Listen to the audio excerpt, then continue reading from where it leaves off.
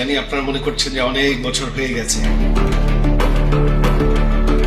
ক্ষমতা হারিয়ে ভারতে পালিয়ে যাবার পর থেকে গত ১.৫ বছরে একবারও কোথাও দেখা যায়নি সাবেক প্রধানমন্ত্রী শেখ হাসিনাকে। যদিও নিজেকে আড়াল রেখে নানাভাবে অন্তর্বর্তী সরকারের বিষোদ্গার করতেন তিনি, তবে এর ব্যতিক্রম তার পুত্র জয়। আর তাই মায়ের ক্ষমতা হারানোর পর থেকেই লুকোচুরি নয় বরং লাইভে এসেই নিজের সবটা ক্ষোভ ছেড়েছিলেন হাসিনার পুত্র সজীব ওয়াজেদ জয়। তেমনি এবারের নির্বাচন সহ নানা প্রসঙ্গেও সামাজিক মাধ্যমে বেশ সরব তিনি। নিজেদের দল আওয়ামী লীগ অংশ না নেয়ায় এবারের নির্বাচনকে স্বীকৃতি দিতে রাজি নন তিনি। এমনকি এ নির্বাচনকে প্রহসনও বলেছেন তিনি। তবে মজার ব্যাপার হলো, এবারের নির্বাচনকে স্বীকৃতি দিতে রাজি না হলেও বিএনপির চেয়ারম্যান তারেক রহমান প্রধানমন্ত্রীর দায়িত্ব নিলে তার সঙ্গে ঠিকই আলোচনায় বসতে চান বলে জানিয়েছেন ক্ষমতাচ্যুত প্রধানমন্ত্রী শেখ হাসিনার ছেলে সজীব ওয়াজেদ জয়।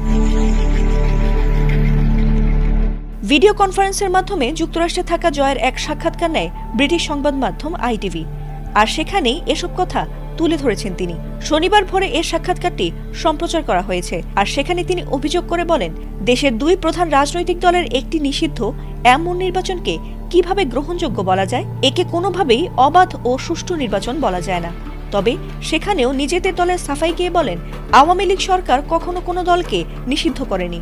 এমনকি এবারের নির্বাচনকে প্রহসন বললেও আওয়ামী লীগ আমলের 3টি নির্বাচনে কারচুপির ব্যাপক অভিযোগ ছিল এমন প্রশ্নে তিনি বিষয়টি সঠিক নয় বলে দাবি করেছেন। তবে বাংলাদেশে যাওয়ার কোনো ইচ্ছে আছে কিনা এমনটা জানতে চাইলে শেখ হাসিনার পুত্র জয় জানিয়েছেন যে তিনি অবশ্যই একসময় দেশে ফিরবেন। আর তারেক রহমান যিনি দণ্ডিত হয়েছিলেন তিনি এখন সম্ভাব্য প্রধানমন্ত্রী, আর এসব পরিস্থিতি চিরস্থায়ী হয় না। তবুও তিনি রাজি তার সঙ্গে আলোচনায় বসতে। এছাড়াও তার মা শেখ হাসিনা কখনো বাংলাদেশে ফিরবেন কিনা সেই প্রশ্নে জয় জানিয়েছেন যে তার মা অবশ্যই একদিন দেশে ফিরবেন, আর তার এ ব্যাপারে কোনো সন্দেহ নেই। তবে এই মুহূর্তে তার মা শেখ হাসিনার দেশে ফেরা একেবারেই নিরাপদ হবে না বলে জানিয়েছেন তিনি। ফাতিমা সুলতানা, ATN বাংলা।